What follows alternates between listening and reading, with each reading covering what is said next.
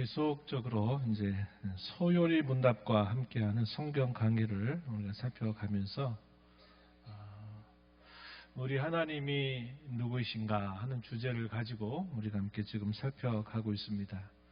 성경이 우리에게 가르쳐 주는 중요한 두 가지 교훈에 대해서는 지난주에 말씀을 드린 것처럼 우리가 하나님을 어떤 분으로 알고 믿느냐, 그래서 신앙에 대한 부분이 하나고, 우리가 믿는 하나님께서 오늘 우리에게 무엇을 기뻐하시고 요구하시고 원하시는가에 대한 내용을 또 우리에게 가르쳐 준다. 그래서 이것을 삶, 또 다르게는 생활.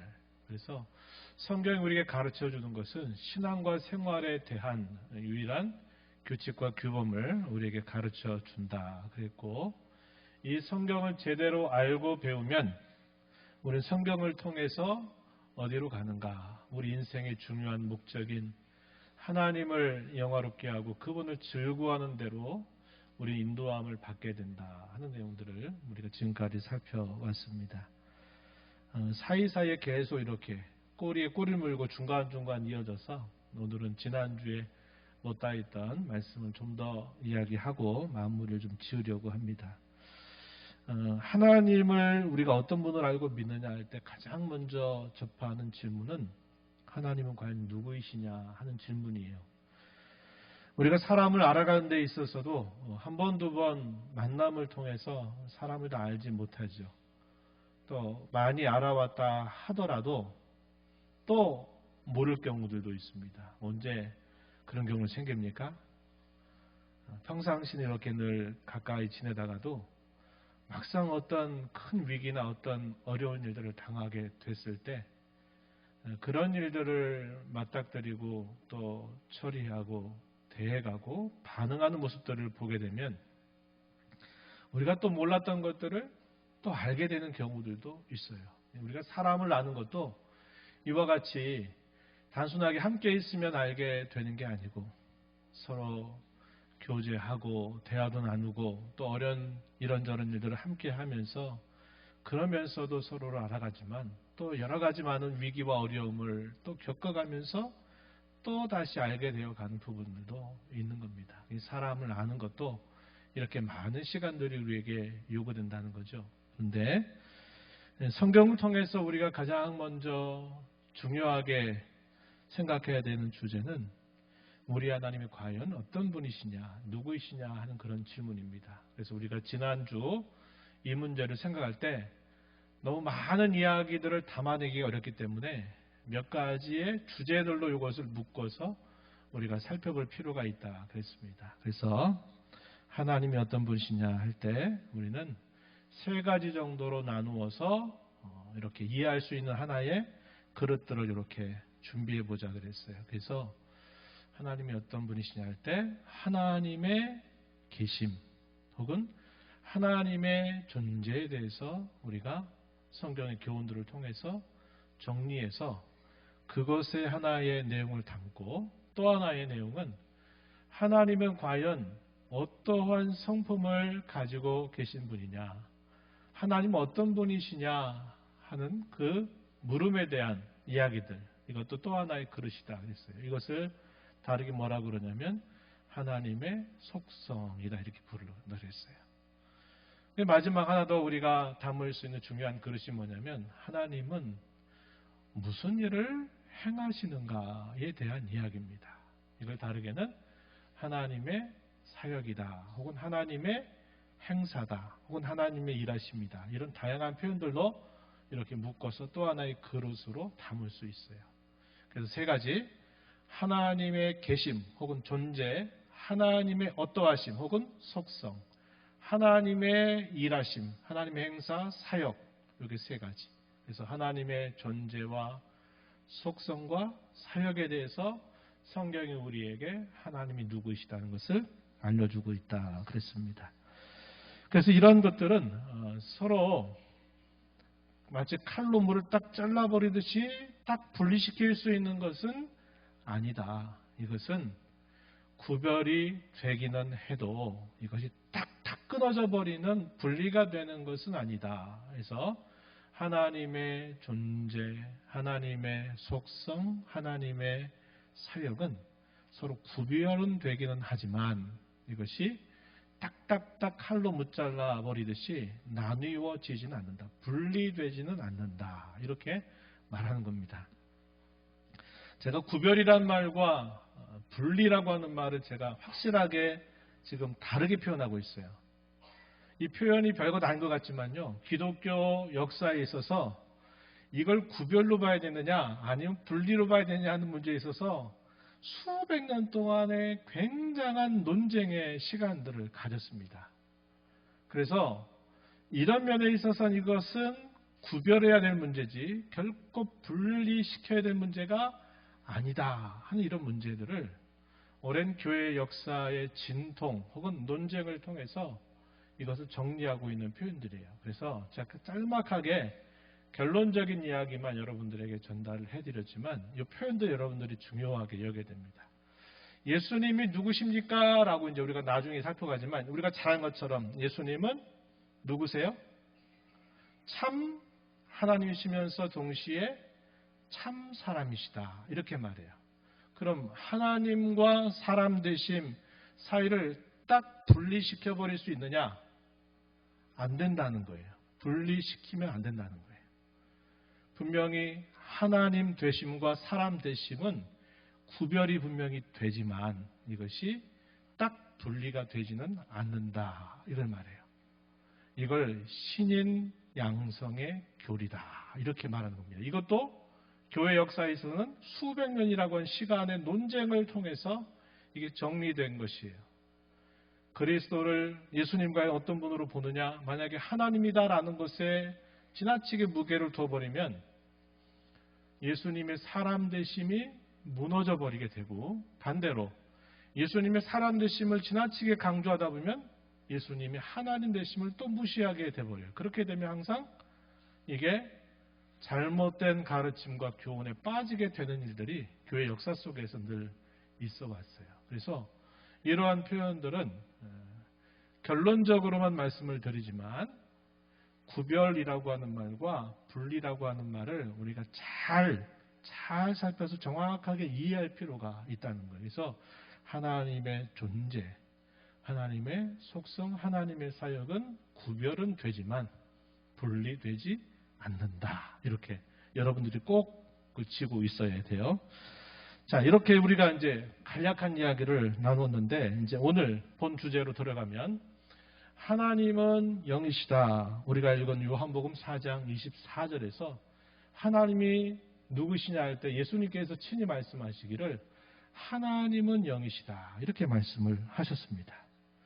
근데 이렇게 말하면 사람들이 또 괜한 오해를 해요. 어떤 오해 할 수 있을까요? 영이라 그러니까 우리는 누굴 생각해요? 성령님을 또 생각한단 말이죠. 그래서 하나님이 성령이시다. 또 이렇게 이해를 하기 쉬운데 여기서 말하는 영의 의미는 성령 하나님을 뜻하는 것이 아니다.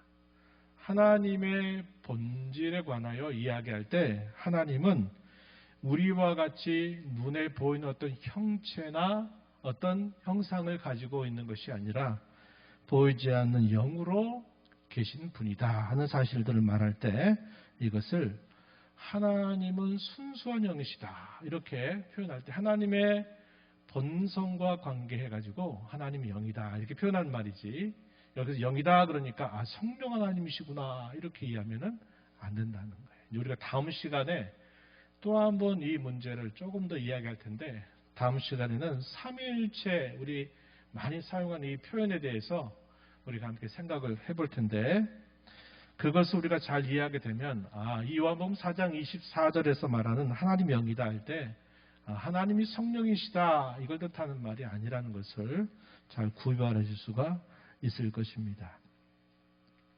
디모데전서 1장 17절 말씀에서 하나님을 이렇게 소개했어요. 영원하신 왕, 곧 썩지 아니하고 보이지 아니하고 홀로 하나이신 하나님, 그분께 존귀와 영광이 영원 무궁하도록 있을지어다. 아멘. 이게 영광을 노래하는 겁니다. 소위 송영이라고 부르는 구절이죠. 하나님은 영원하신 왕이다. 우리가 생각하듯이 어떤 보이는 형체 또 우리의 사람에서 뭔가 어떤 보이는 형체나 신체를 가지고 있는 것처럼 하나님을 생각할 수 있는 분이 아니라는 겁니다. 그것이 갖는 한계점이 뭐예요? 썩고 또 부패하고 쇠퇴하는 그런 일들을 우리는 겪게 되지만 하나님은 결코 그런 분이 아니시다 하는 사실을 강조해 주죠. 디모데전서 6장 16절 말씀 우리 함께 읽어보겠습니다. 시작. 오직 그에게만 죽지 아니함이 있고 가까이 가지 못할 빛에 거하시고 다른 사람도 보지 못하였고 또 볼 수 없는 이시니 그에게 존귀와 영원한 권능을 돌릴지어다. 아멘. 이렇게 말했습니다. 죽지 아니함이 있고 가까이 가지 못할 빛에 거하신다. 사람이 보지도 못하고 볼 수도 없다. 이렇게 말합니다. 이런 것 때문에 구약의 많은 역사로부터 수많은 그런 범죄들, 그 범죄에 대한 징계 혹은 심판이 임했다는 것을 우리는 알게 되죠. 왜 그럽니까? 하나님을 항상 보이는 그 어떤 형상으로 만드는 일들을 항상 쉬지 않았다는 거죠.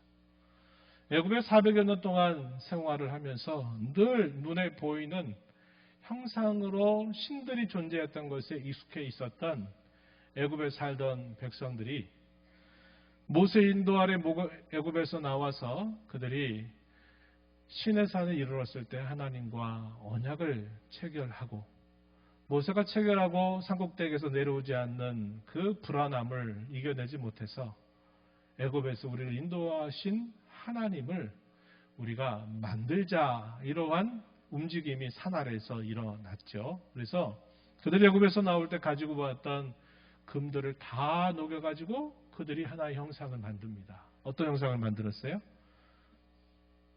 숭아지 형상으로 만들었어요. 그것은 우리에겐 상당히 낯선 것이지만 당시 이스라엘 백성들에게는 늘 봐왔던 것입니다. 애굽에서 늘 있었던 신이에요. 아피스라고 불리는 그런 신이 이 애굽 나라에서 늘 봤던 것입니다.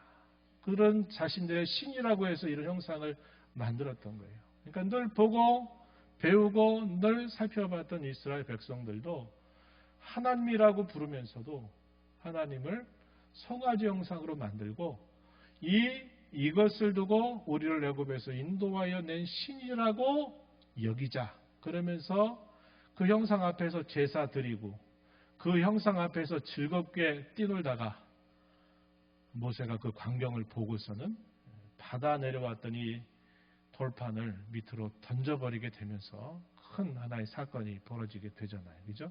이런 것들은 결국 항상 보이지 아니하는 하나님을 눈에 보이는 어떤 형상으로 만들고 싶어하는 이 사람의 본성 때문에 늘 범해지는 범죄였다는 겁니다. 이게 이때만 된 게 아니라 항상 이것이 계속됐어요. 그래서 우리가 아침에도 살펴봤지만은 솔로몬 때에 많은 이방의 여인들을 왕궁에 들여오면서 이 이방의 여인들이 자신의 태어난 나라에서 섬겨왔던 그 신들을 다 들여오니까 나중에 솔로몬도 그렇게 하는 겁니다. 그렇게 하다 보니까 이게 하나님을 섬기는 종교인지 우상을 섬기는 종교인지 뒤죽박죽 섞여가지고 구별이 안 돼요. 근데 그것은 하나님 편에서 보실 때는 결국은 우상 종교로 전락해버린 꼴이 되고 말았던 것이다 하는 겁니다. 그래서 하나님은 영이시다 할 때 무엇보다도 우리가 무엇인가 눈에 보이고 무엇인가 우리가 감각할 수 있는 그런 분으로 계신 분이 아니다 하는 사실을 분명히 우리가 기억해야 한다 하는 겁니다. 하나님의 속성에 대한 이야기로 조금 넘어가서 이제 우리가 살펴보는 것은 이 하나님의 속성이라고 말할 때 하나님의 형상 혹은 하나님의 모양대로 지음받은 우리 사람들의 모습을 두고서 또 하나님의 속성을 우리가 닮은 자로 이렇게 표현하기도 합니다. 하나님이 어떠하신 분이냐 할 때 그것을 속성이다 이렇게 부른다 그랬어요.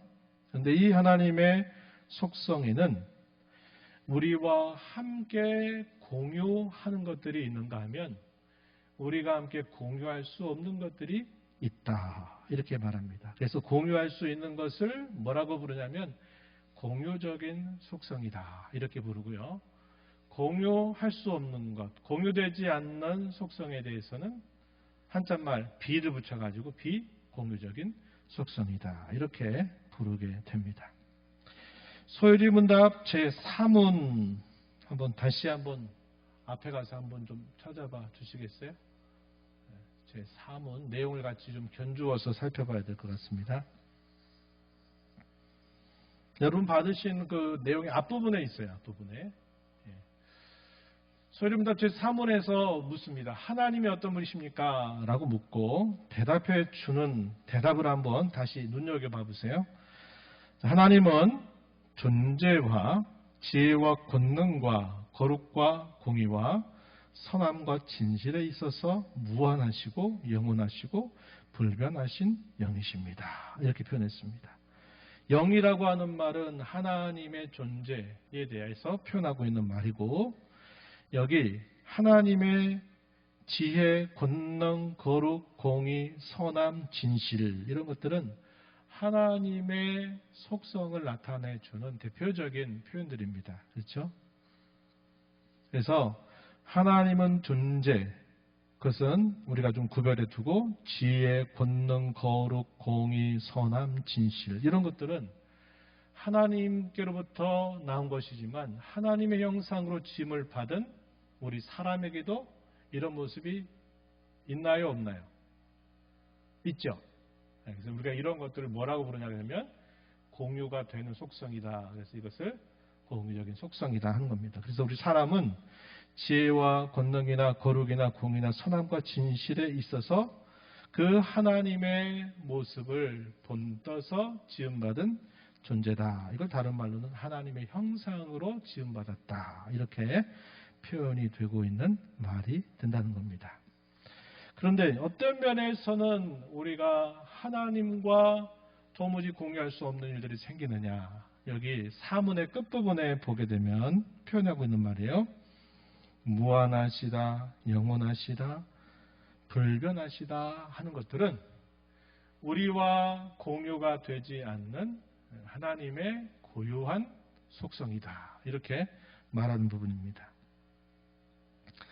자, 하나님의 공유, 하나님만 가지고 계신 속성, 우리가 공유되지 않는 속성의 대표적인 것들을 이렇게 표현했습니다. 무한하시다, 영원하시다, 불변하시다 하는 겁니다. 무한하다라는 말은 말 그대로 한계가 없다라는 말이죠. 우리가 앞에서 말하고 있는 지혜나 권능이나 거룩이나 공의나 선함과 진실은 우리 사람 편에서도 어느 정도 공유가 되고 있기는 하지만 우리는 철저하게 제한적이다. 하지만 하나님은 그런 모든 일에 있어서 한계가 없으시다 하는 사실을 우리가 살펴보게 되는 겁니다. 성경에 하나님의 존재, 그리고 지혜와 능력, 거룩과 공의, 선함과 진실에 있어서 한계가 없다, 무한하다라고 가르치고 있는데 이것들을 하나하나 조금 나누어서 생각해 보면 이렇게 말할 수 있어요. 하나님의 존재에 있어서 무한하다. 이 말은 어떻게 우리에게 이해가 되는 표현이냐면 하나님은 모든 곳에 하나님은 충만하시다 하는 사실로 우리에게 이해가 되는 표현입니다. 그래서 이것을 다르게는 하나님이 광대하시다, 광대성이라고 이렇게 분류하고 또 하나님이 모든 곳에 계시다라고 할 때가 한자말로 바꿔서 편재하신다. 이걸 편재성이라고 부르기도 하는 겁니다. 이에 대한 구절, 오전 시간에도 제가 여러분들에게 좀 소개했던 구절 중에 있죠. 이사야서 66장 1절 말씀. 뭐라고 그랬습니까? 하늘은 나의 보좌요. 땅은 나의 발판이다. 옛날에 개혁성경에서는 발등상이다 이렇게 번역했는데 우리 개혁개정에서는 발판이다 이렇게 말합니다. 이 말은 하늘은 보좌고 땅은 발판이란 말은 하늘과 땅에 하나님이 안 계신 곳이 없다. 모든 것이 다 하나님의 그 수중 안에 있다라는 사실을 우리에게 가르쳐주는 표현이 되는 것이죠. 열왕기상 8장 27절 어떤 이야기냐면 우리가 근래 열왕기상 읽고 있는데요. 솔로몬이 성전을 건축하고 그 성전을 봉헌하면서 하나님 앞에 올렸던 기도 가운데 고백한 솔로몬의 고백입니다. 우리 함께 읽어봅니다. 열왕기상 8장 27절 시작. 하나님이 참으로 땅에 거하시리이까 하늘과 하늘들의 하늘이라도 주를 용납하지 못하겠거든 하물며 내가 건축한 이 성전이오리이까. 지상에서 가장 값비싸고 가장 고귀한 집을 지었어요. 가장 크지 않은 그 사이즈나 규모에 비해서 이 세상에서 가장 비싼 집을 지은 것이 예루살렘 성전입니다. 하지만 솔로몬도 알았어요. 하나님이 너무나 광대하시고 너무나 위대하신 분이어서 아무리 이 땅에 가장 값비싼 재료를 가지고 이 사이즈에 가장 가치 있는 것들을 다 모아서 하나님의 집을 짓는다 하더라도 이 집은 하나님의 그 광대하심을 포함할 수 없는 그러한 집이라고 그가 고백하고 있는 겁니다. 예레미야서 23장 23절 24절 아까 오전 중에도 우리가 함께 읽었던 말씀인데 우리 함께 읽어보겠습니다. 시작. 여호와의 말씀이니라 나는 가까운 데에 있는 하나님이요 먼 데에 있는 하나님은 아니냐. 여호와의 말씀이니라 사람이 내게 보이지 아니하려고 누가 자신을 은밀한 곳에 숨길 수 있겠느냐. 여호와가 말하노라 나는 천지에 충만하지 아니하냐. 아멘. 이런 표현들을 여러분들이 중요한 구조를 이렇게 딱 동그라미를 치고 여러분들이 밑줄을 딱 그어놓으세요. 왜냐? 하나님이 온 땅에 충만하시다, 온 땅에 두루 계시다라는 사실을 아주 선명하게 가르쳐주는 구절이 되기 때문에 그러합니다. 하나님 뭐라고 말씀하세요? 나는 가까운 데에 있는 하나님일 뿐만 아니라 먼 데에 있는 하나님이다. 이렇게 말했어요. 우린 가까운 데에 있으면 잘 보이고 멀리 있으면 안 보여요. 그죠? 멀리 있으면 가봐야 돼요. 가서 진짜 그런지 아닌지를 확인해 봐야 돼요.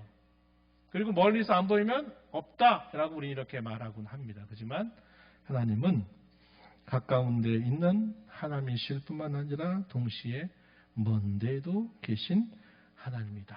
이 말은 하나님은 어느 곳, 어느 장소 어떤 환경 속에서도 하나님은 충만하게 계시는 분이시다 하는 것을 가르쳐주는 표현이죠. 이제 다시 돌아가서 그러면 하나님이 지혜와 능력에 있어서 무한하다라는 사실은 어떻게 나타나느냐. 지혜가 무한하고 능력이 무한하다. 이것을 다른 말로 옮기면 하나님은 전지하시다. 하나님은 전능하시다. 그래서 하나님의 전지 전능하심이 나타나고 있는 표현이라는 겁니다. 예. 지혜에 있어서 끝이 없다. 한계가 없다. 그의 능력에 있어서 한계가 없다라는 말은 전지하시며 전능하신 분이심을 가르쳐주는 표현입니다. 이어서 거룩과 공의에 있어서 하나님 무한하다라고 말할 때는 하나님은 엄숙하고도 엄밀한 위엄과 심판을 행하시는 분이심을 우리에게 보여주죠. 마지막에 선함과 진실함에 있어서 무한하다라는 이 말은 특별히 자기 백성들, 성도가 된 그 백성들을 향하신 하나님의 사랑이나 그분의 구원하심이 끝이 없다라는 사실을 보여줘요. 그래서 성경에서 우리가 특별히 시편 가운데서 주의 인자하심이, 주의 선하심이, 주의 진실하심이 무한하고 영원하시다라고 찬양하는 이 내용은 하나님이 자기 백성 된 그의 자녀들에게 베푸시는 그의 구원, 그의 사랑이 끝이 없고 한계가 없다는 사실을 보여주는 말씀이 된다 하는 것입니다. 그래서 이러한 표현들을 우리가 성경을 통해서 많이 읽고 우리가 들어보지만 이제 우리는 조금 지금 다른 맥락으로 접근하는 거죠.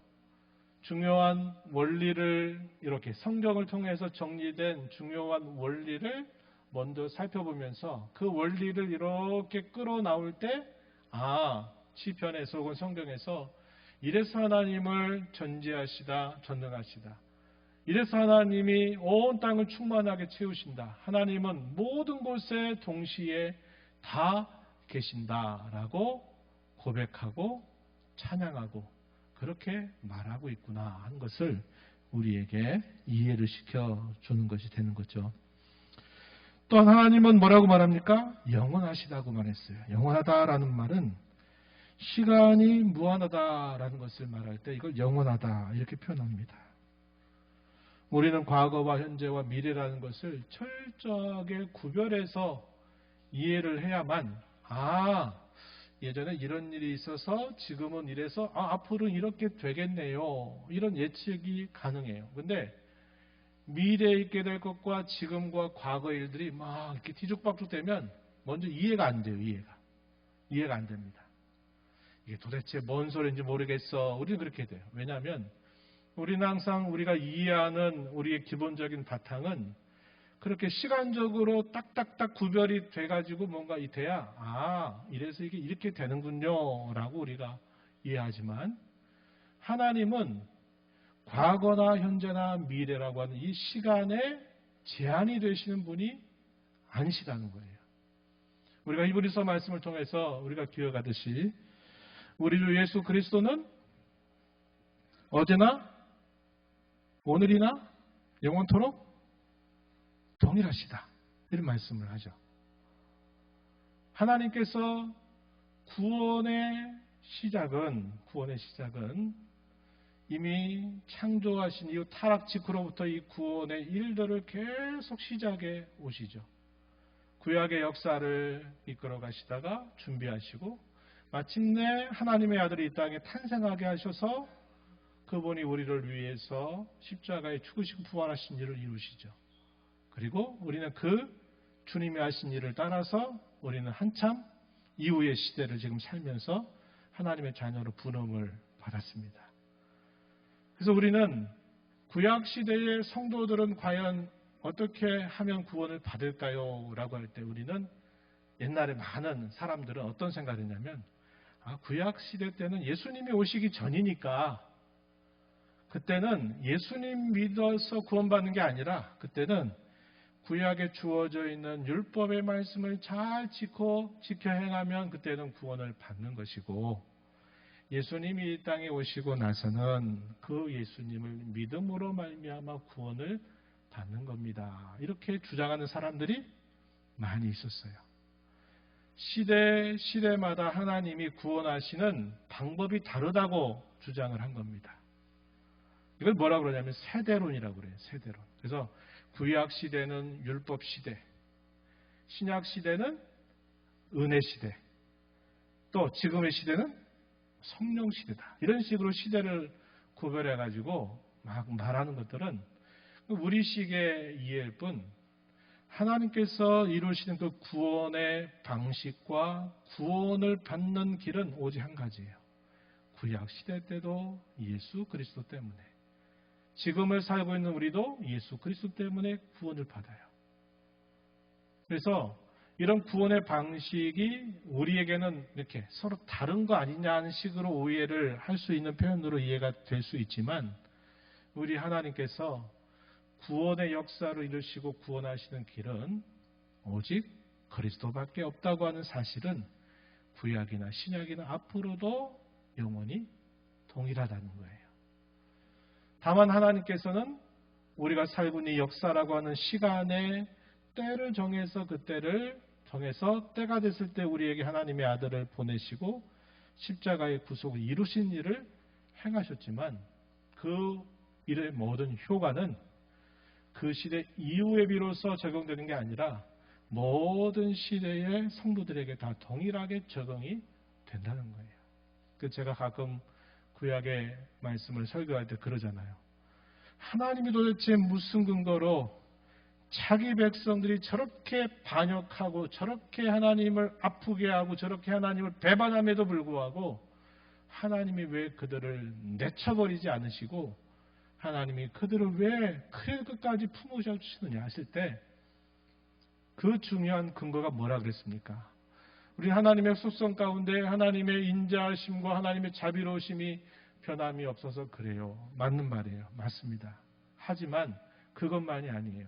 거기에는 분명한 근거가 있는데 그 근거가 뭐겠습니까? 그 근거가 뭘까요? 예수 그리스도 때문에 그래요. 구약 시대는 아직 그 일이 이루어지지 않았지만 하나님이 구약에 범죄한 자기 백성들 향해서 참고 또 참고 또 참고 그럼에도 불구하고 품으실 수 있는 근거는 장차 보내실 예수 그리스도께서 이루실 그의 공로 때문에 구약의 수많은 그 반역들과 범죄에도 불구하고 하나님이 참아주신 거예요. 그래서 우리가 죄의 용서를 받고 구원을 받을 수 있는 것, 우리뿐만 아니라 구약의 모든 성도들도 결국 누구의 공로냐? 그리스도의 공로 때문에 용서를 받고 또 은총을 힘입고 또 하나님의 사랑을 힘입게 되는 일이 있어 왔다는 거예요. 우리 편에서는 시간이라는 것이 제한이 되지만 하나님은 어제나 오늘이나 영원토록 변함이 없으실 뿐만 아니라 하나님은 시간 세계를 초월하시는 영원하신 분이시기 때문에 그러하다 하는 것입니다. 그래서 이 영원하다라는 말은 시간에 있어서 하나님은 시제, 과거, 현재, 미래에 얽매이지 않으실 뿐만 아니라 그 시간을 만드신 분이시고 그 시간을 초월하시고 그 시간을 장악하시고 지배하고 계신 분이시다 하는 사실을 우리에게 보여준다 하겠습니다. 그래서 시편의 많은 고백이나 성경의 많은 고백에서 하나님이 영원하시다. 여기 요한계시록 1장 8절 말씀을 보면 나는 알파와 오메가다. 이 알파라는 말은 헬라어 글자에 가장 앞글자가 알파로 시작해서 그 다음에 오메가라는 말은 가장 마지막 문자입니다. 그래서 알파와 오메가라는 말은 시작과 끝 전체를 포용하고 있는 말이에요. 그래서 하나님은 모든 시간들을 다 주관하시고 지배하신 분이다. 이제도 있고 전에도 있었고 장차 올 자고 전능하신 자다. 이렇게 자신을 소개하셨어요. 불변성에 대해서 우리가 이제 짚어보면 말 그대로 하나님은 변함이 없다고 하는 사실입니다. 어떤 면에서 그러하냐?